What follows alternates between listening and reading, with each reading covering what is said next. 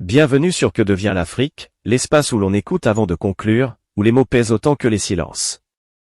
À Abuja, dans un moment charnière pour l'Afrique de l'Ouest, une déclaration fait trembler les lignes établies. Franklin Nyamsi, philosophe et intellectuel engagé, s'exprime sur la rupture entre l'AES, la CEDEAO et le système du franc CFA, au cœur d'une reconfiguration géopolitique majeure. Avant toute analyse, écoutons d'abord l'extrait, puis la voix du narrateur qui en éclaire le sens. Car derrière le discours, se dessinent des enjeux politiques, historiques et moraux qui dépassent largement les mots.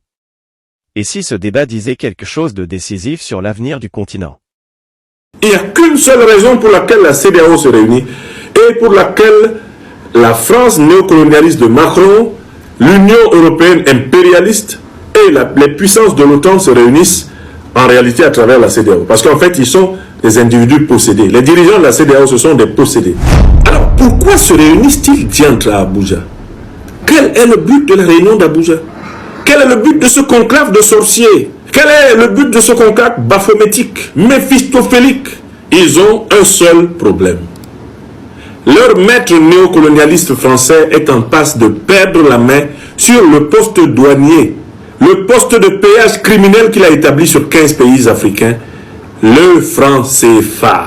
Le franc CFA, une monnaie dont la banque coloniale, néocoloniale française, est l'outil à partir duquel les économies ouest-africaines, les économies de 15 pays africains, d'Afrique centrale, d'Afrique de l'Est et même d'Afrique de l'Ouest, sont bloquées. Et elles servent essentiellement de mécanisme de renflouement au trésor public français, qui a été constitué sur le pillage des anciennes colonies françaises. Ils se réunissent pour empêcher cela. Pourquoi? Parce que la France est en crise, elle n'a pas de budget. Elle n'a pas de budget parce qu'elle ne peut plus utiliser la planche à billets du CFA. Les Nigériens lui ont arraché leur uranium. Ils lui ont arraché leur pétrole. Les Maliens lui ont arraché leur or, leur cobalt, leur lithium. Les Burkinabés ont fait la même chose. Et toute l'Afrique se prépare à mettre fin à la mainmise privilégiée de la France sur ses matières premières. Par la seule volonté souverainiste des pays de l'Alliance des États du Sahel, la France a basculé parmi les États pauvres. L'Afrique dit, c'est fini, vous ne prendrez plus nos richesses gratuitement. Et dès lors que l'Afrique le dit, la France est en crise. Et dès lors que la France est en crise, elle met avec ses partenaires européens et occidentaux toute son énergie pour renverser les gouvernements qui ont déclenché la révolution. La réunion d'Abuja a pour but d'empêcher la tenue du sommet de l'albinos noir. La réunion de sorciers d'Abuja, elle a pour but de casser la dynamique souverainiste africaine, de nous ramener en arrière, à l'époque où il fallait aller supplier le FMI et la Banque mondiale pour construire un pont chez nous. Il s'agit de nous ramener en arrière, à l'époque où on allait voir le club de Paris, le club de Bruxelles, le club de Londres, le club de Genève, pour obtenir des dettes criminelles.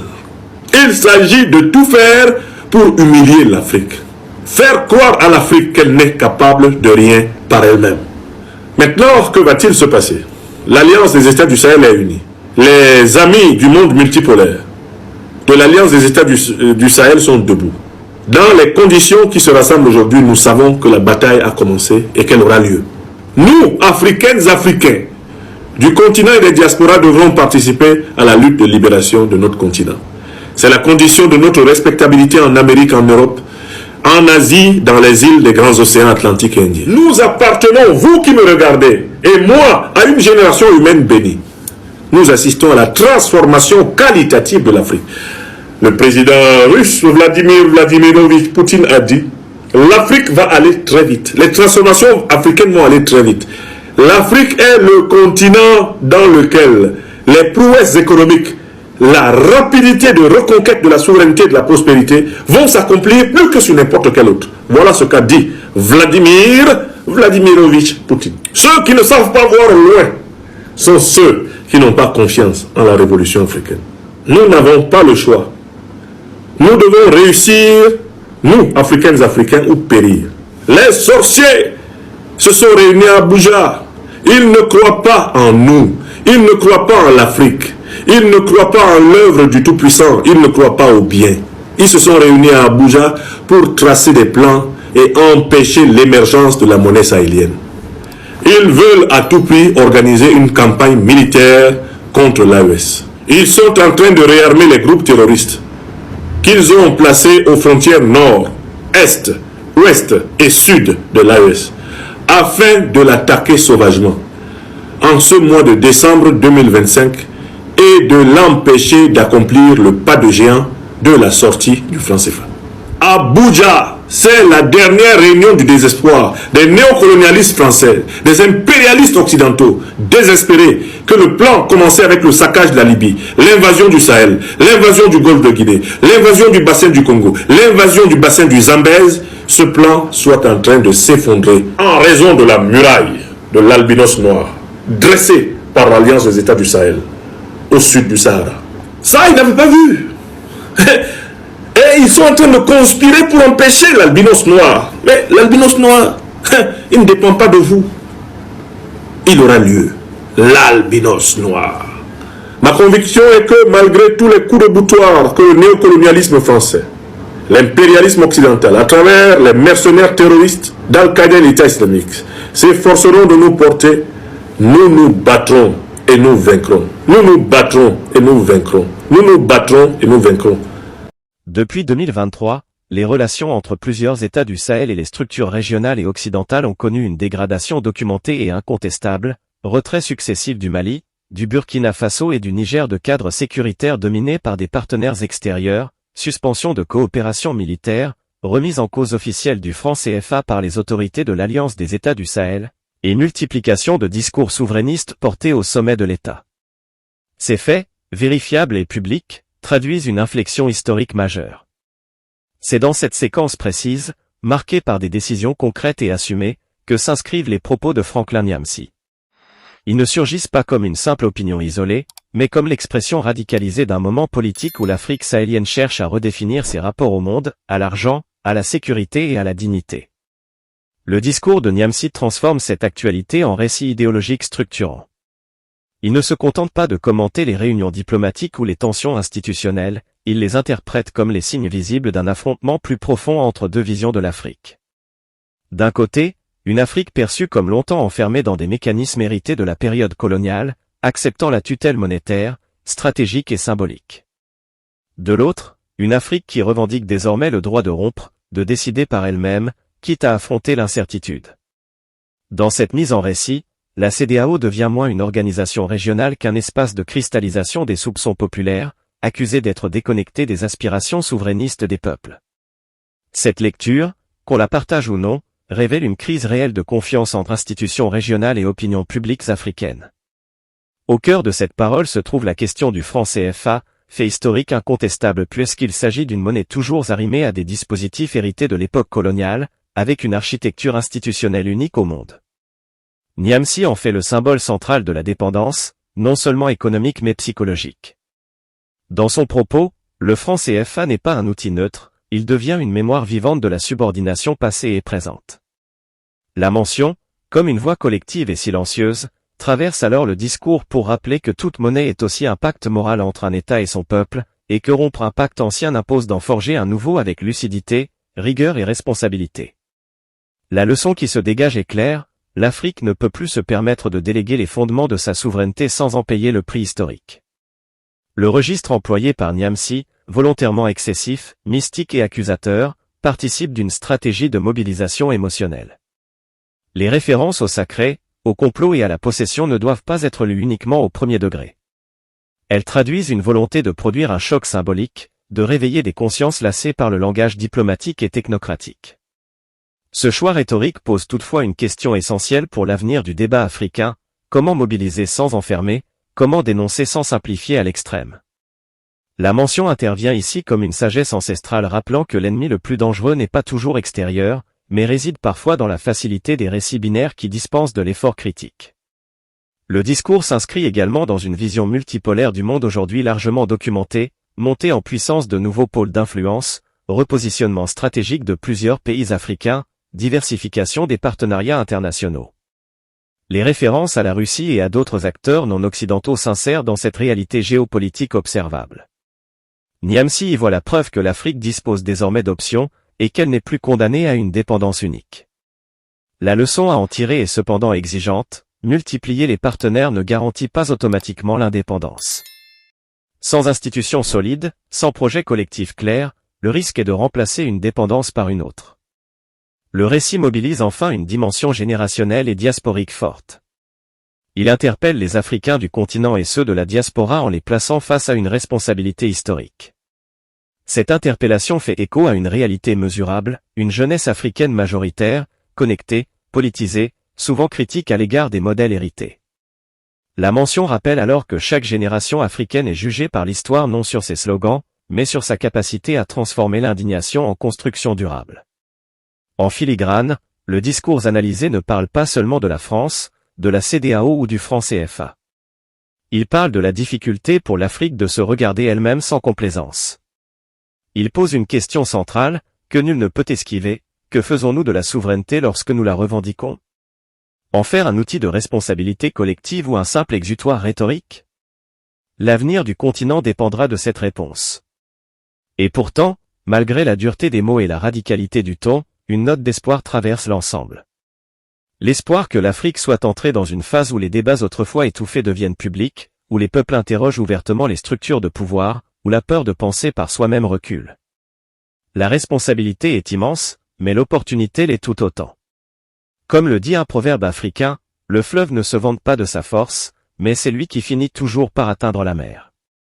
Cette dynamique de rupture, aussi puissante soit-elle dans le verbe, oblige à interroger la frontière délicate entre l'élan émancipateur et le risque de l'illusion.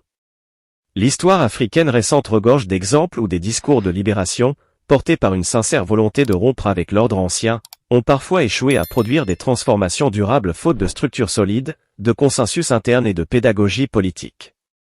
Prolonger l'analyse des propos de Franklin Nyamsi revient donc à dépasser l'émotion première pour examiner ce qu'il révèle en profondeur: une Afrique qui doute, une Afrique qui se cherche, mais surtout une Afrique qui n'accepte plus le silence comme horizon politique.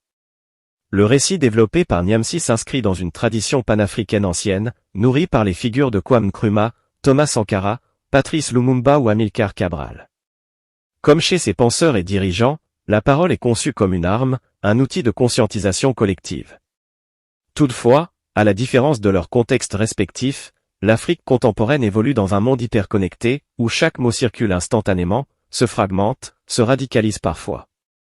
La mention, toujours présente en arrière-plan, rappelle que la parole publique engage une responsabilité accrue: éveiller sans désorienter, mobiliser sans désunir, dénoncer sans perdre de vue la complexité du réel. En centrant son propos sur la réunion d'Abidjan et sur ce qu'il perçoit comme une convergence d'intérêts occidentaux hostiles à l'AES, Nyamsi donne une lecture intentionnelle des faits géopolitiques. Or, les faits eux-mêmes de réunions diplomatiques, pressions économiques, repositionnements stratégiques sont réels et observables. Ce qui varie, c'est leur interprétation. Là se situe un enjeu fondamental pour l'Afrique: apprendre à analyser le monde avec ses propres grilles de lecture, sans pour autant céder à une vision où chaque événement serait nécessairement le fruit d'un complot unique et centralisé. La maturité politique d'un continent se mesure aussi à sa capacité à distinguer les rapports de force réels des simplifications mobilisatrices. Le discours de Nyamsi insiste fortement sur l'idée d'humiliation historique, notamment à travers la référence aux dettes, aux institutions financières internationales et à la dépendance budgétaire. Cette humiliation est un fait historique documenté: conditionnalité sévère, programme d'ajustement structurel, désarticulation de certains États. Mais la leçon à tirer aujourd'hui ne peut se limiter à la dénonciation. La mention suggère une autre voie: transformer la mémoire de l'humiliation en intelligence stratégique. Autrement dit, tirer les enseignements du passé pour bâtir des modèles économiques africains endogènes, adaptés aux réalités locales, et non simplement opposés par principe aux modèles extérieurs. Le thème de la jeunesse, bien que parfois implicite dans le discours, est central. L'Afrique est le continent le plus jeune du monde, et cette donnée démographique est incontestable. Les mots de Nyamsi trouvent un écho particulier auprès de cette jeunesse confrontée au chômage, à l'exil forcé, à la précarité, mais aussi à une soif de dignité et de reconnaissance. Toutefois, la responsabilité collective est immense: une jeunesse mobilisée par l'émotion seule peut être facilement instrumentalisée, tandis qu'une jeunesse formée, informée et structurée devient une force de transformation réelle. La mention insiste alors sur la nécessité de conjuguer ferveur et formation, indignation et discipline intellectuelle. Le rapport à la violence symbolique est également un point de tension. Le discours parle de bataille, de lutte, de victoire, des mots lourds de sens dans un continent marqué par des décennies de conflits armés. Or, dans le cadre des règles internationales et des réalités africaines actuelles, la véritable bataille se joue autant sur le terrain des idées, des institutions et de l'économie que sur celui de la sécurité. La leçon ici est essentielle, la souveraineté durable ne se conquiert pas uniquement contre quelqu'un, mais pour quelque chose. Elle suppose un projet positif, inclusif, capable de rassembler au-delà des clivages idéologiques immédiats. En évoquant une Afrique en transformation qualitative, Niamsi touche néanmoins un point juste et observable.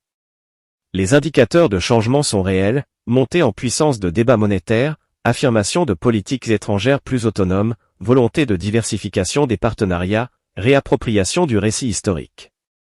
Ce mouvement n'est pas linéaire, il est contradictoire, parfois chaotique, mais il existe.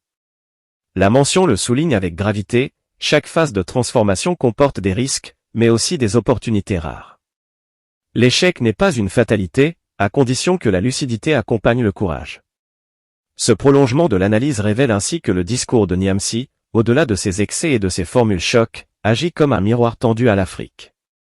Il oblige le continent à se poser des questions inconfortables, sommes-nous prêts à assumer les conséquences de notre souveraineté? Avons-nous préparé les outils intellectuels, institutionnels et moraux nécessaires à cette émancipation? La réponse ne peut être ni individuelle ni immédiate. Elle est collective, progressive et exigeante. Et c'est là que réside, malgré tout, une source profonde d'espoir. Le simple fait que ces débats aient lieu publiquement, que des millions d'Africains s'en emparent, qu'ils suscitent accords et désaccords passionnés, est en soi un signe de vitalité politique. L'Afrique ne dort plus politiquement. Elle s'interroge, elle conteste, elle expérimente. La responsabilité de cette génération est immense, mais elle est aussi porteuse d'une promesse rare, celle de transformer la colère en conscience, et la conscience en avenir. Comme le rappelle un proverbe africain, plein de sagesse et de mesure, celui qui sait où il veut aller ne se perd pas longtemps, même dans la nuit.